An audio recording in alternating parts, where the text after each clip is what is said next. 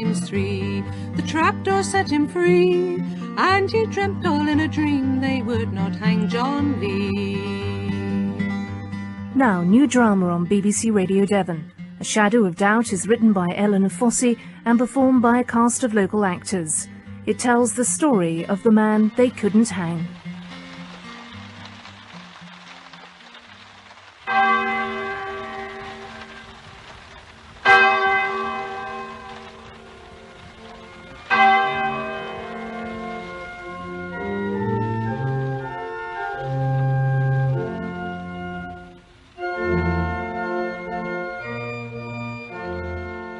This is madness.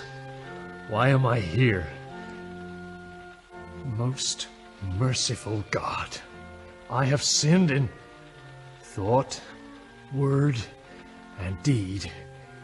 In your mercy, forgive what I have been. Where are you? Where are you? Most merciful God. Only me, Reverend. Oh, dear me, what a day. Oh, you startled me, sir. I wasn't expecting anyone, you see. We don't get many visitors here. Oh, and now I've disturbed your prayer. Please forgive me. Forgive is a powerful word. Yes. Well, I'll leave you to your prayers. They no longer give me comfort. Pardon my boldness, but you're not from these parts, are you, sir? I need to see the minister. The vicar is indisposed, sir. Then who's playing the organ? Why, that's Reverend Pitkin. He's retired. Oh, it must be 8 or 9 years ago. He still likes to take the occasional service, and still enjoys his music, as you can hear. When God sees that one sense is lost, he strengthens another. I don't understand. It's his eyes, sir. He can see very little these days. Shapes, shadows, not much else. Well, if there's nothing more, I'll leave you in peace, sir. Peace? I never hoped for that. Oh, sir, didn't our Lord say, "Come unto me, all ye who are heavy laden, and I will give you peace"? Who are you to preach at me? But, sir, I didn't intend to. Leave me alone. Please. Please, I'm sorry. I'm sorry. Oh, my goodness. I'm Whatever sorry. is the matter, sir? Don't take on so. I'll fetch the Reverend, sir. Try to compose yourself now. Reverend Pitkin! Reverend Pitkin, please come! Reverend Pitkin, please come! Mrs. Beeden? Oh, please come, Reverend. The visitor, he's... Visitor? Oh, we have a visitor. He's over there. Oh, please come. Very well, Mrs. Beeden. Take my arm. I didn't know what to do, Reverend. Oh, my poor dear fellow. What can have happened here, Mrs. Beeden? Oh, Reverend, I was only trying to help the gentleman. Now then, please. Stay calm, my friend. Shall I fetch some water, Reverend? Yes, please do. Now, my dear fellow, I need you to take some long, deep breaths. Good, good. And again. Splendid. Are you feeling a little better? Yes. I thank you, sir. The water, Reverend. Oh, thank you, Mrs. Beeden. You may go about your duties. Very well, Reverend. Here, my friend. Yes, yes. And a drop more. Now, my dear fellow, what are we to do with you? We cannot leave you here, can we? On this rather uncomfortable pew. Can you stand? Yes. Splendid. Now, lean on me. I'm stronger than I look. It's only my eyes that are weak. Let us move into the vestry. Do not concern yourself, my son. This is my church. I know its every nook and cranny. Thank you most kindly, sir. Not at all, my friend. Not at all. Why, you're wet through. Let me help you with your coat. Shall we close the door? It'll give us a little privacy. No. Leave it open, please. Well, very well. As you wish. Please, hang your coat and pull out a chair, my dear fellow. Thank you. Now then, what is your name, my friend? Well, there's plenty of time for that. Can you tell me then, why are you here? I have come to see you. Me? Have we met before? I do not recall. I would have remembered an American. Forgive me. My eyes are not good. Then you cannot see my face. Alas, no. You are little more than a shadow to me, I fear. Why do you come to see me? Ah, you need a priest. Is that it? Where were you before you came to this church, Reverend? Is that important to you? People interest me. Indeed. Shall we make a bargain, my dear fellow? I will tell you a little about myself, and you must do likewise. Very well. Splendid. You have not answered my question, sir. Question? Ah, yes. Well, now, I have taken my ministry to many places, my friend, even into prisons. Prisons? That surprises you? Why should it? Why should those poor unfortunate souls be excluded from God's grace? They have sinned. And if they haven't? But they are in prison, so they must be guilty? Not always so, my friend. Exeter Prison, 23rd of February, 1885. That whole ghastly episode carved the date into my memory like a chisel on granite. It's very dark in here, the rain. Let us light the lamp. Oh dear, the oil is rather low. No matter, there's a can in the cupboard. Would you, my dear fellows? My eyes, you see. Well, something's wrong. I'm sorry. The oil. Ah, yes. You must excuse the dreadful smell. Could I trouble you to fill the lamp? Here. Oh, but you're shivering, my poor fellow. I fear you may have the beginnings of a fever. It's nothing. Nonsense. We must take no chances. My coat. Now, where did I leave it? When I return, I shall tell you about someone whose faith never wavered. His name was John Lee. But first a little light. Here are the matches. Would you?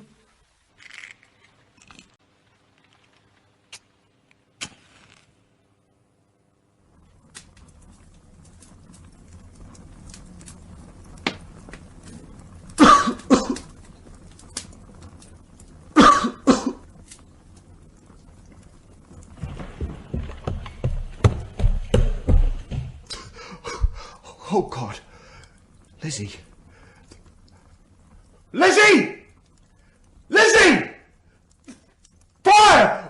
Where are you? John? Lizzie! Is that you? Lizzie, the house is on fire! I'm here! What on earth? We have to get out! Oh, no, we must wait the others! Jane! Jane! Eliza! Wake up! What's happening? John? You have to get up. You must come downstairs with us. The house, the glen, it's on fire. Fire? Fire, oh heavens, the mistress! She's in her room! She'll be burnt in her bed! Miss Keyse! Miss Keyse! Jane, stay here! We can get down the stairs, John, can we? We have to. It's the only way out. Get up, Eliza, for God's sake! Oh, John, what's going on? It will be all right, Eliza. Stay close, both of you.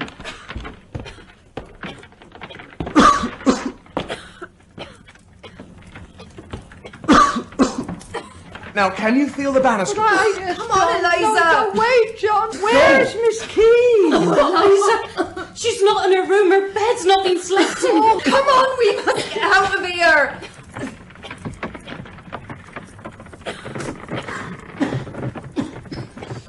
Cover your mouth!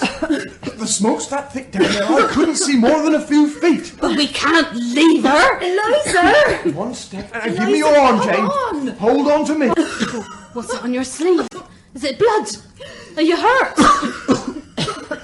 Cover your mouth, Jane. Stay close, all of you.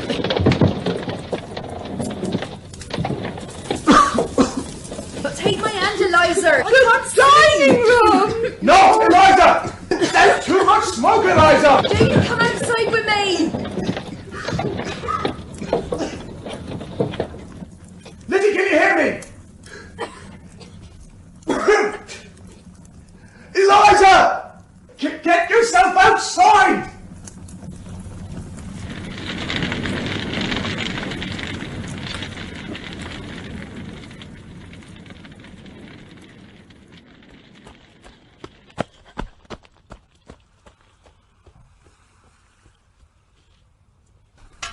Mr. Gaskin? Mr. Gaskin! Mr. Gaskin! What's happening, Lee? Burning! Miss Keyse's house! Mr. Gaskin, it's on fire! We can't stop it! You must come! Get some men together, Lee, and I'll be down directly.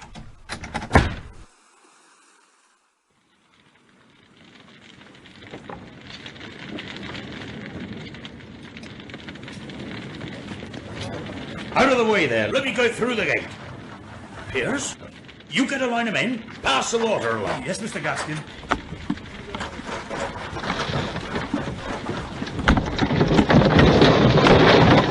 What in God's name? Miss Keyse. Miss Keyse. Has anyone seen Miss Keyse?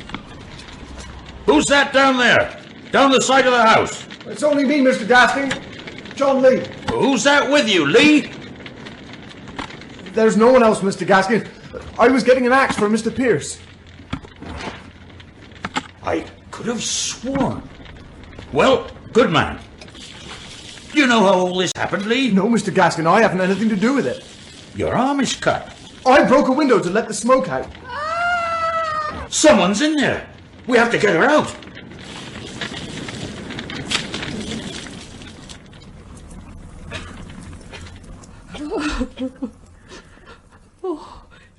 She's burned. Miss Keyse is... Oh. Mr. Gaskin, here, in the dining room. Lee? It's Miss Keyse, Mr. Gaskin. Burned to death. Oh, good God. Pierce, take Eliza outside. All right, Eliza, my dear. You come along with me. Now, let's get your mistress out of here, Lee. Take her head. I can't, Mr. Gaskin. I can't. What's wrong with you, man? There's blood everywhere. Everything's soaked. Oh, heavens. Her throat's been cut. Here, let me... Her head, Lee? Where's the back of her head? Someone fetch the doctor. And the constable. We need a doctor. Someone. Anyone. I am too late. Too late. Here we are, my dear fellow. Let me put this around your shoulders. Thank you. Now, where was I? Ah, yes. Exeter Prison, 1885. I was about to tell you of John Lee. My son, I sense that you are searching for something. Faith, belief, not only in God, but in yourself as well. John Lee's story may help you. His trust in God was his salvation.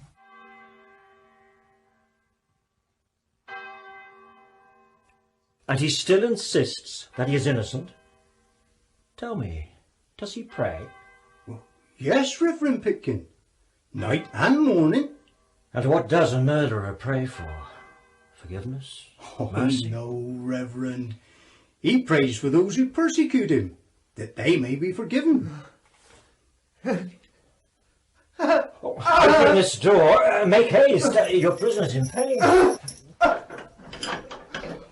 I have to get out of here. The smoke, the heat. Oh, for pity's sake, man, open this door. Can you hear me, Lee? Open this door.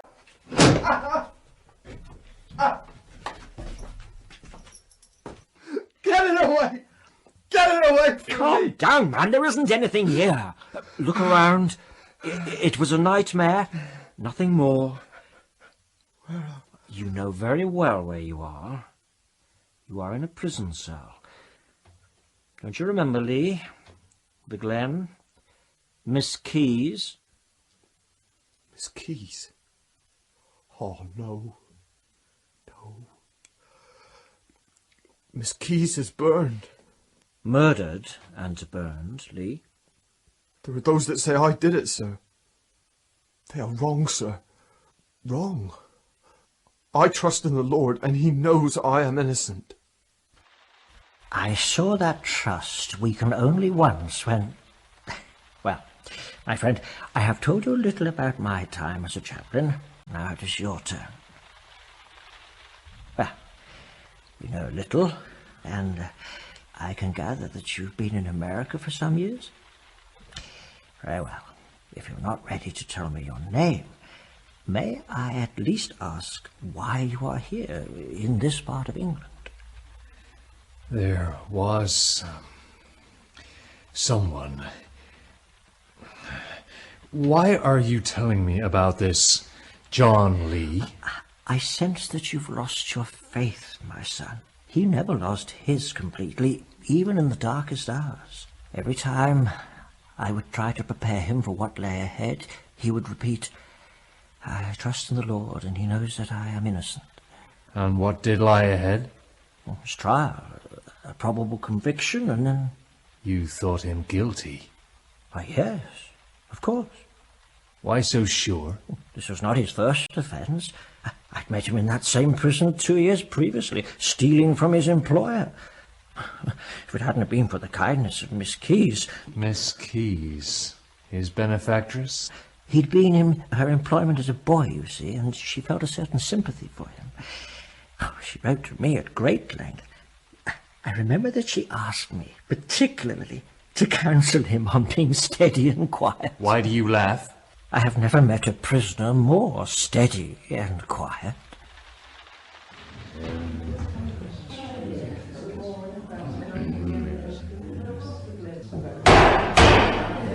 Mr. Justice Manistee presiding, this day, the 2nd of February, 1885.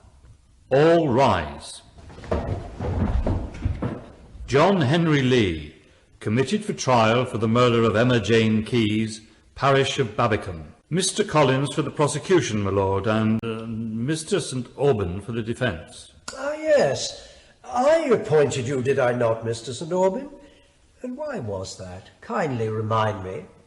No money was raised by the friends and family of the accused to pay for counsel, Your Honour. Oh dear, that does not augur very well for the defence, does it? It has come to my notice that the prisoner is known to you. Yes, Your Honour. And much as I am flattered by your confidence in me, I fear that my perception of the accused will not be impartial. I acted for the prosecution for his previous offence. Then you will have, what is the common phrase, a head start, Mr. St. Aubyn. Call Eliza Neck. Miss Neck, what is your relationship to the deceased, Miss Emma Keyse? Oh, I'm no relation, sir. No, Miss Neck. How are you connected to the deceased? Oh, I'm in her service. Have been for 40 years or more, with my sister Jane. Miss Neck, can you tell me what happened before the fire on the 15th of November? Well, it was just as always. We had family prayers, and Jane made Miss Keyse some cocoa before we went to bed. That's why it was left out, you see. Is this really necessary, my lord? Are Miss Keyse's supper habits relevant to the case? To the point, Mr. St. Aubyn. Yes, my lord. Miss Neck, what happened later that night? I was woken by Elizabeth Harris, Miss Keyse's cook. Wake up! What's happening? Wake are you, John? You must get up. You must come downstairs with us, Jane. You too, Eliza. Downstairs? Why? The house, Why? Jane. The house. The Glen, it's on fire. I went downstairs, and the dining room was on fire. I was that scared, but I could see a little, so I tried to put it out.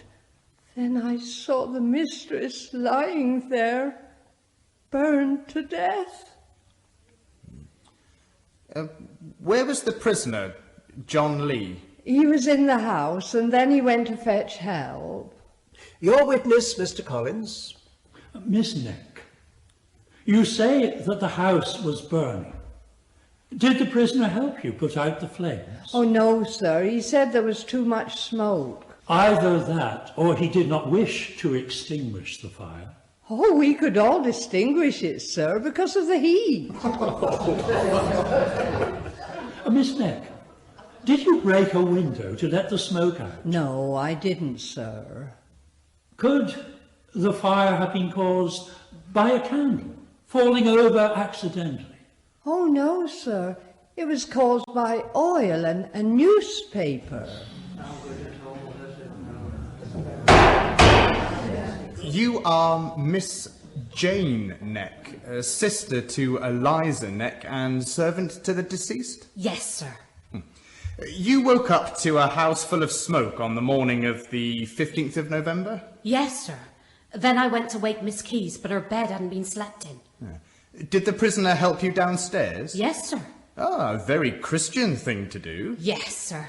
Miss Neck, whose responsibility is it to trim the lamps? Mine, sir. So you have sole charge of the oil can? Oh, yes, sir. I keep it in a cupboard in the pantry. Miss Neck, exactly where in the house does the prisoner sleep? In the pantry, sir. In the middle of the room? Oh, no, sir. If he did that, how would we manage? We'd be forever bumping into his bed, and that wouldn't do at all, would it? His bed is in front of the cupboard, sir. The cupboard in which you keep the oil. Anyone taking the oil would have disturbed the prisoner if he had been in his bed that night. Is that not so? My lord, Mr. Collins is leading the witness. Continue. You say that you discovered blood on your nightgown. How did that happen? I don't rightly know, sir. Well, it must have got there somehow, Miss Neck. Was the prisoner close to you when he helped you downstairs? Very close. The staircase is very narrow, and he took hold of my arm. Oh, now I remember. Now give me your arm, Jane. Hold on to me. What's on your sleeve? Is it blood? Are you hurt? Cover your mouth, Jane. Stay close, all of you. I felt blood on his clothes, and I asked him if he was hurt. Did he reply? No, sir. Already inventing an excuse for later, no doubt. I protest. Continue. Tell me, Miss Neck, do you recognise this knife? Yes. Miss Keyse kept it on the table in the hall for gardening. Do you use this knife? Oh, no, sir. There's another knife like it in the pantry drawer. I use that one. For? For the candle, sir. Oh, and the cat meat. This knife was stained with blood. How do you suppose that happened? From Miss Keyse having her throat cut.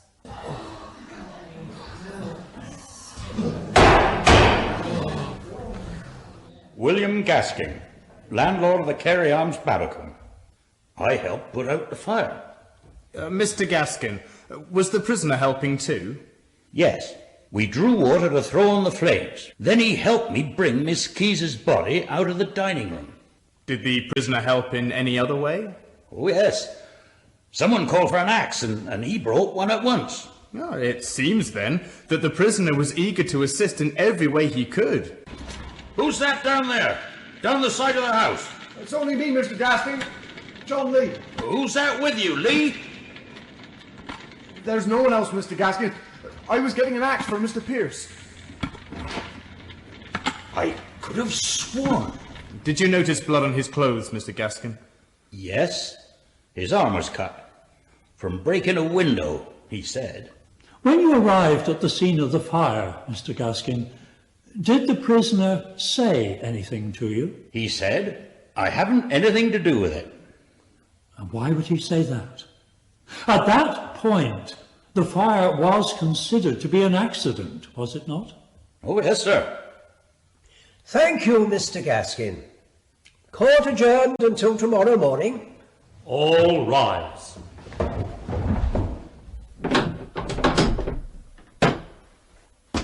Well, the trial is in all the papers. You're a famous man. What do they say about me, sir? Oh, they're surprised that you sit so quietly and calmly. And do they try to guess the outcome, sir? Oh, they'll think you'll hang Lee, having heard the witnesses speak. Simply a long tangle of words, sir. I've listened to the same story over and over until I'm sick to my soul. And the rain, why doesn't the rain stop? It is winter, Lee. Yes, sir, it is. Please state your name and your connection with the deceased. Elizabeth Harris. I work at the Glen. I'm the cook. Do you know the prisoner? Yes, he's my half-brother. Miss Harris, where were you when the fire broke out that morning? In bed. I went to bed early because I felt unwell. What roused you? Shouting, sir. The prisoner was calling my name. And where was the prisoner? Downstairs at first. Then he came upstairs for us, for Jane, Eliza and me. John, where are you? Here, now, can you feel the banister? Right, come on, Eliza. No, wait, John. Where's Miss Keyse? Eliza, she's not in her room. Her bed's not been slept in. Oh, my her God. day clothes are there neat as you like. Come on, we must get out of here. And later, did he go for help? Yes, sir. He went to fetch Mr. Gaskin. The whole episode must have been quite distressing for you, Miss Harris. Especially distressing for a lady in your obvious condition. Is that why you went to bed early, my dear? Yes, sir. I'm sure you were a good cook and loyal to Miss Keyse. Oh, yes, sir. She liked hard workers. Yes, sir. And your brother, did he enjoy working there? Not really, sir. He often talked about going, and I said, suppose Miss Keyse won't give you a character. Character, Mr. Collins? Reference, my lord. Charming. Pray continue, young lady. Well, then he replied, if she doesn't, I will lay the place in ashes. You must have been quite shocked, my dear. Oh, I was. I said, don't burn me with it. And do you know what he said then? I will let you know, he said. Was this the only time the prisoner expressed dissatisfaction with his employer, my dear? No. I found him crying after Miss Keyse had told him that his wages were being cut to 2 shillings. He said he wouldn't stay another night in the house and that he would have his revenge. He said he would set the place on fire and watch it burning. One final question, if you can bear it. Do you recognise these socks? Take them, please. They belong to the prisoner, sir. And what do you smell? Oil, sir. No further questions, my lord. The prosecution rests. And have you finished, Mr. St. Albans? Yes, my lord. Members of the jury, you must now examine the facts. Do these facts support the conclusion that the murder was committed by some person other than the prisoner? Could that person have stolen and used the oil can and then replaced it without waking the prisoner? Or did the prisoner, in an attempt to conceal his crime, start the fire, intending to raise the glen with the body of Miss Keyse inside? When was the window broken? After the prisoner left the house, so that the blood on his clothing might be explained? You must consider the threats the prisoner made against his victim, the knife, and the blood-stained axe, which was so conveniently found.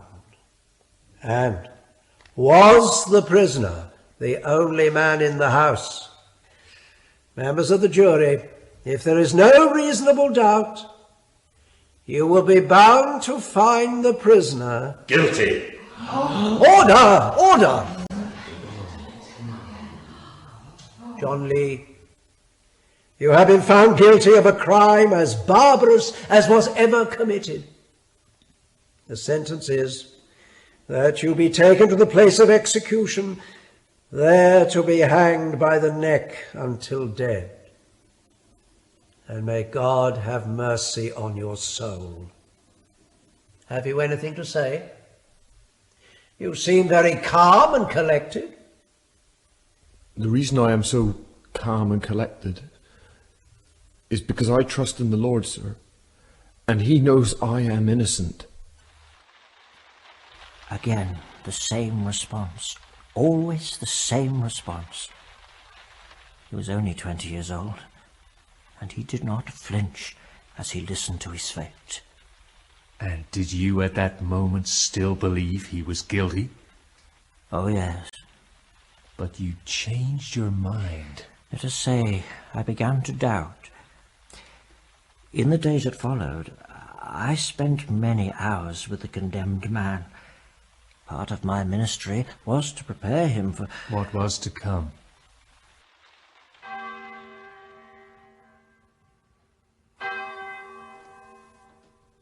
You're awake, Lee? I didn't sleep well, sir. I'm not surprised. You have difficult days ahead of you. It's not the future that's disturbing me, sir. It was a very hurried business. 2 days to decide whether a man should live or die. You had a fair trial, Lee. Fair? 28 witnesses. No one to speak for me. You counted them? I had nothing else to do. I could only listen as the evidence mounted against me. Feeble, untested evidence, sir. Undeniable evidence, Lee. A broken window, bloodstains, the oil can, threats, powerful blows to the head. You were the only man in the house, Lee. Was I? Was I? They're all asleep. We have the house to ourselves. In here, in the dining room.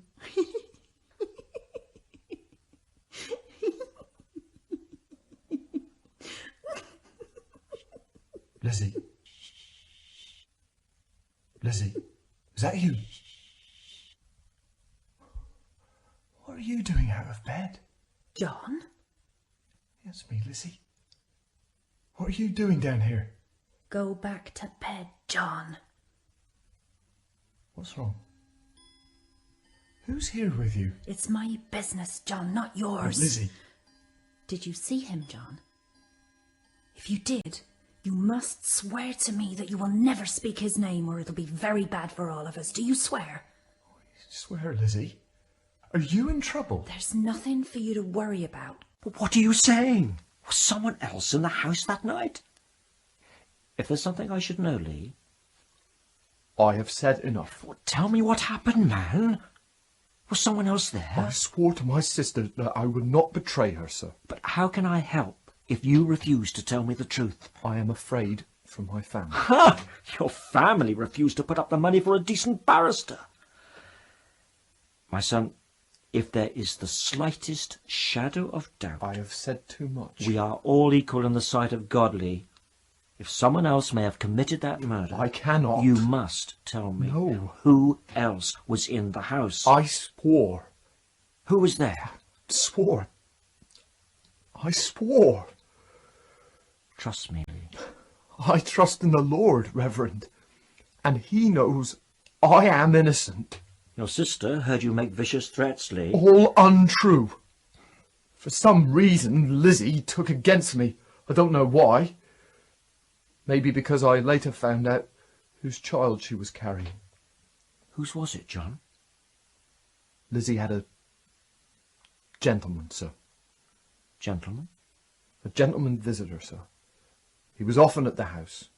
You're surely not implying that your sister's gentleman started the blaze? It's possible. Perhaps with Lizzie's help. But where is the motive? Fear of being found out? Shame? Who then is this mysterious person? I can never divulge his name, sir. But he was with her that night, of that I'm sure. And later Somebody was down the side of the house. I'm certain it was him. Watching. Why have you not spoken of it before? I couldn't, sir. I must protect my family. But this cannot go on. If it happened as you say, something must be done. I'll go to the authorities, secure a retrial. Reverend, you said anything I told you would remain in this room. But you cannot die for a crime for which you may not be responsible, if there is the smallest shadow of doubt. Oh, you do believe me, sir? Well, your demeanour and your words are certainly not those of a guilty man, but... Sir, there is nothing you can do. I didn't know what to believe. If I gave Lee the benefit of the doubt and confronted the authorities, I would have to compromise my clerical vows. And should I do nothing, an innocent man would go to the gallows. I finished the flowers, but the rain is still very heavy, Reverend. Would you mind if I stayed until it eases a little? Not at all, Mrs. Beeden. Shall I close the door for you? There's a terrible draught cutting through. No, not for the moment, Mrs. Beeden. As you wish, Reverend. Is there anything you need me for? No, thank you, Mrs. Beeden. Very well, then, Reverend. Now, my friend, can you tell me yet why you have come here? I have done things that... Tell me this, Reverend. Why is your God unable to prevent evil? He has good reasons, my son. He is imperfect, then, if he cannot prevent it. And how can we trust an imperfect God? But, my son, it is we who have the imperfections. God has given us conscience and choice and responsibility. Did you go to the authorities with that poor man's story, sir? Well, in the end, I did nothing. Knowing that there was a faint chance that he could be blameless? Yes, my friend. I walked with him to the gallows, knowing that.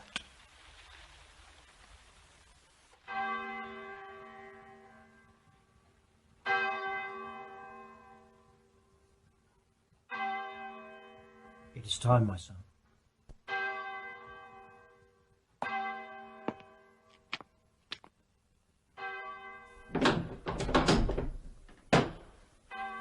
The governor is here, John. Good morning, Mr. Carrington. Reverend, are you ready, Lee? Quite ready, sir. I must remain strong. The Lord is my light and my salvation. Whom then shall I fear? The Lord is the strength of my life. I will lift up mine eyes unto the hills, from whence cometh my help. The Lord shall preserve thy going out and thy coming in, from this time forth for evermore. Amen. I am not ready. May I stand here for a moment? I would like to take my last look at the sky. Mr. Carrington. Very well. I hear birds. How strange that such a simple sound can seem so sweet. I cannot go through that door. Please don't open that door. No! Proceed, Mr. Berry.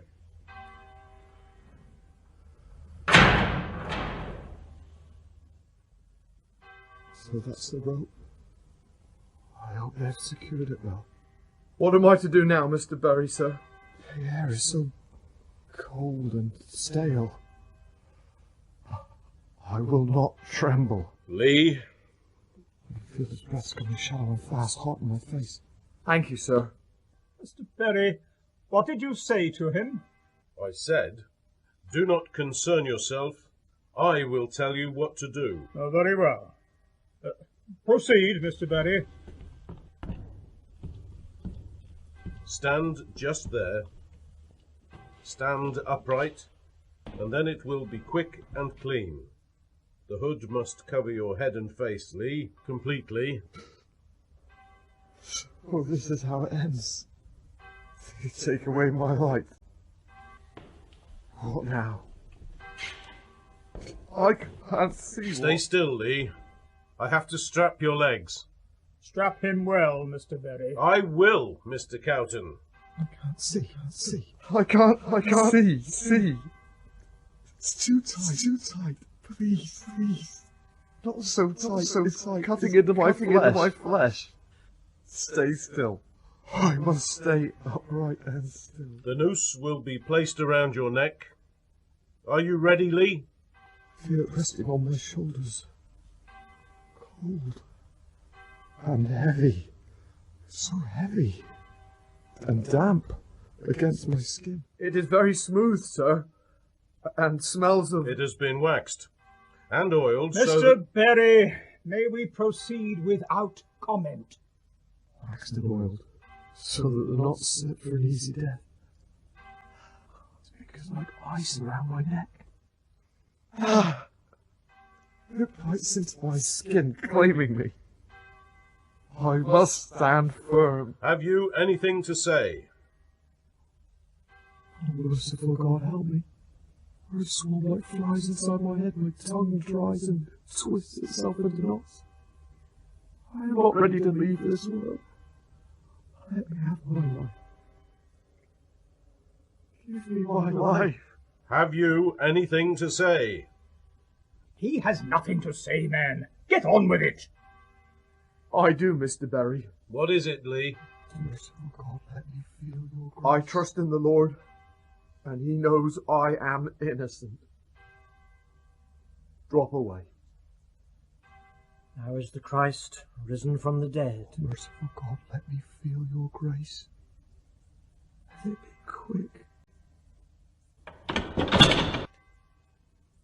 cannot feel the rush of God. Where is the rush of God? The saints preserve us. What is the meaning of this, Mr. Berry? I don't understand. Oh, quick! Stamp on it! Lord have mercy on us. Oh, God. Saints preserve us. I cannot leave you. It was tested only this morning. Stamp on it, man! Stamp on it! Let me die! Mr. Berry, this is an outrage! I swear to you, it worked perfectly, Mr. Cowton. So you keep saying. What do you suppose we should do now? Well, I suggest you test it again, quickly. Yes, Mr. Cowton. Reverend, take the prisoner aside. Finish me. Come, John. Lean on me. I have you. Let me ease this hood and the strap. Oh, I should have dropped, sir. Please, John. I prayed for a quick death. God has deserted me. No, John. God has spared you. For what, Reverend? Test the apparatus again, Mr. Berry. Mr. Berry! Good. Let us try again, shall we? I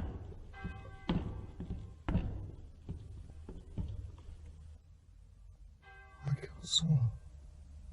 Oh, dear God. I cannot swallow. Something clogs my throat. My blood. I can taste my own blood. Oh, God, let me die. Oh, John, I am so sorry to have to witness this. Stand just there, Lee. As before. I feel his hands on my body. He tremble. Why does he tremble? And now the rope.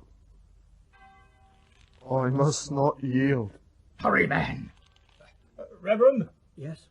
The words, please. Oh. Now is the Christ risen from the dead. Oh, merciful God, let me die. Harder, man. Strength is leaving me. Harder! It won't shift, Mr. Cowton. My legs are grown numb. Oh, you must not move. Where are you? This is terrible. If this is made public, I should be a laughing stock. You saw me test it, Mr. Cowton. Well, fetch the tools and test it again, man. Remove the strap. Take the prisoner away, but test it again. Come, John. Is there no answer to my prayer? What news? My hood is soaked with sweat and clings to my face. Get it off me. Get it off. I am in hell before my time. Get it off. There's no light. Give me my light. Remove the hood! For mercy's sake, remove the hood! I cannot. I cannot. I am horrified, Mr. Berry. This is nothing but blundering ineptitude. Out of my way, man. Thank you, sir. Come, John. You see how I am shaking with shock? How can you not flinch, John? Even in the jaws of death, you stood firm. How can that be, John? I am ready to die, Reverend. Bring the prisoner. Am I standing in the right place, Mr. Berry? Yes, Lee. The hood. I'm sorry, Lee. And the noose. Don't see my light. Don't take it. Proceed, Mr. Berry. Proceed, I say. Reverend? Now is the Christ risen from the dead. I cannot watch.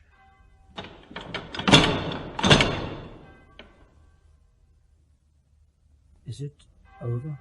It... Oh, heavens! I cannot carry on with this. Get him away from there.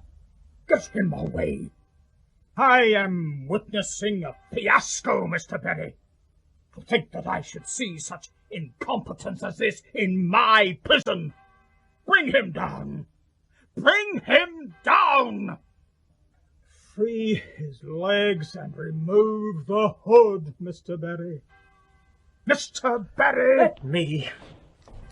All of us assembled here in this room should be ashamed.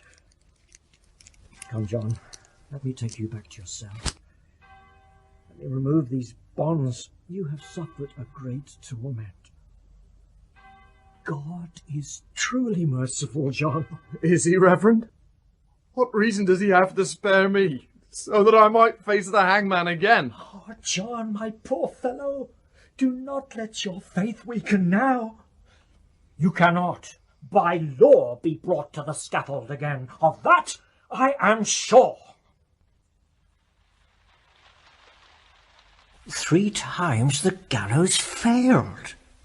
I witnessed God's omnipresent grace saving an innocent man. What happened to John Lee?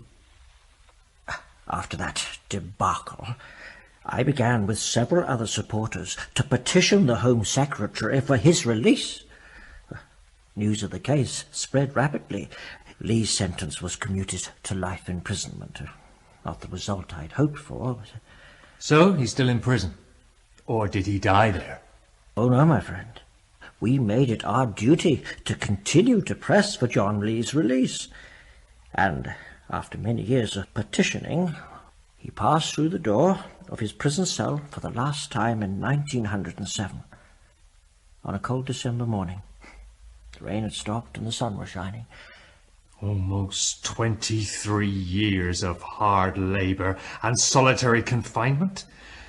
My, justice moves slowly in this country. Where does he live now? I wish I could answer that, sir. To tell the truth, I do not know whether he lives or not. After his release, he was naturally much sought after. A situation, I fear, that went to his head.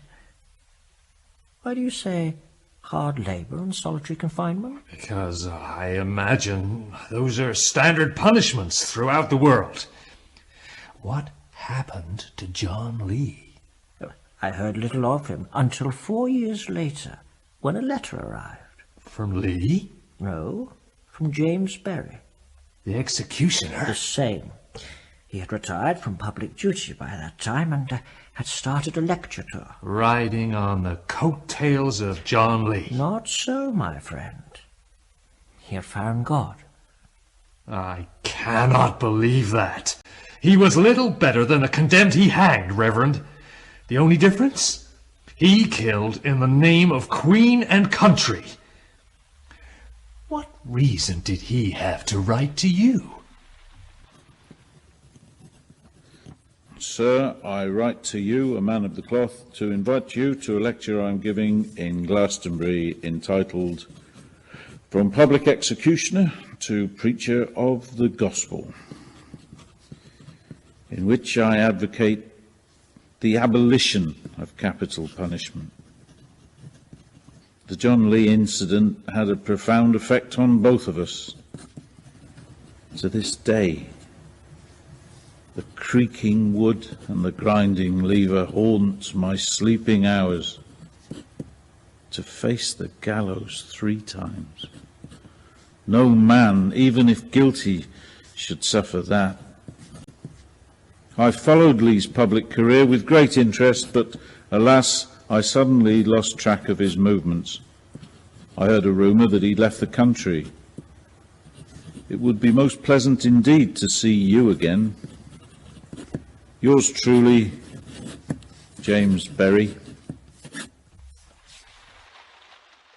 Tell me, Reverend, after all these years, do you still believe that John Lee was innocent? That he was spared by your God's grace and not by duplicity? Or could he have been saved by something as simple as a rusty bolt and wooden boards swollen by the damp? He was spared by God's grace. He's your God too, my son. Well, of course. But can you answer this, Reverend? Where was your God when he was convicted? Do not mock me, sir. We do not always comprehend God's plan. I didn't mean to offend you. I accept your apology. The fate of that unfortunate young man occupied me for so long. Do you believe in the sanctity of life, Reverend? Without question. And those who take life are motivated by power, greed, or prejudice. Or fear. Or fear. And God is their judge? Yes, my son. Can they be forgiven? I believe they can, if they truly repent. You spoke earlier of horrors in your past. Horrors I can endure no longer, sir. Committed against those who trusted me. There is no need to continue. As John Lee said, trust in the Lord, whose promise to us is, Come unto me, all ye who are heavily laden, and I will give you peace. Would you pray again, my son? This time with me. Come. May you find in Christ, who died for us, a sure ground for faith and the assurance of sins forgiven. The grace of our Lord Jesus Christ, the love of God, and the fellowship of the Holy Ghost be with us all evermore. Why are you leaving me? This is between you and God now, my son. I'll return directly. I trust in the Lord, and he knows I am innocent. He knows. Most merciful God, I have...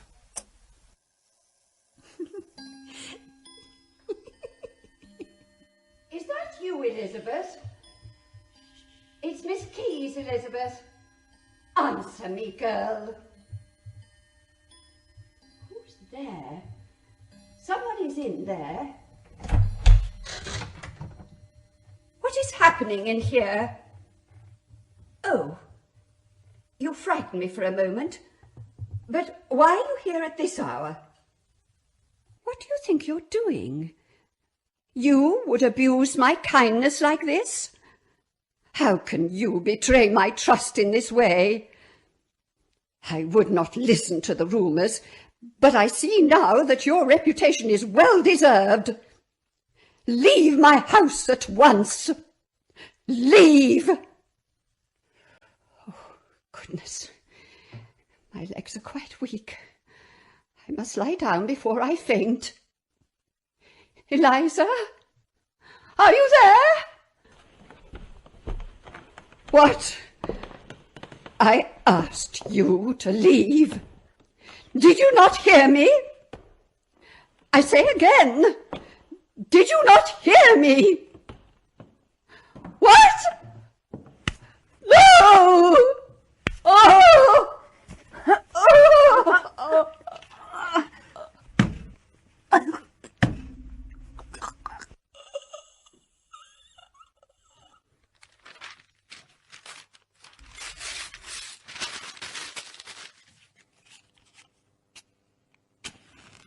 Merciful God, will this never end? No. Most merciful God, I have sinned in thought, word, and deed. Where is the gentleman, Reverend? Making his peace with God, Mrs. Beedon. He's a strange one, and no mistake. His life has been a troubled one, but it is not for us to judge. Ah, my son. Reverend. I knew the good Lord would answer, sir. If only I could see your face, my son. I do not wish to pry. Have you found a path to follow, a path to peace? To a sort of peace, yes. Reverend Pitkin, what reason did God have to spare John Lee? So that he would live, my friend. No. So that he would have to live. I want to thank you. For what, my son? For... If you were seeking evidence of God's grace, I'm sorry that you were disappointed. Reverend, I do not regret coming here, meeting you. Goodbye, Reverend Pitkin. I thank you sincerely for your time. Goodbye, my dear fellow. It has been... Yes. Ah, rain has stopped, and the sun is shining. God be with you, my son. Trust in the Lord. Trust? Trust. Perhaps.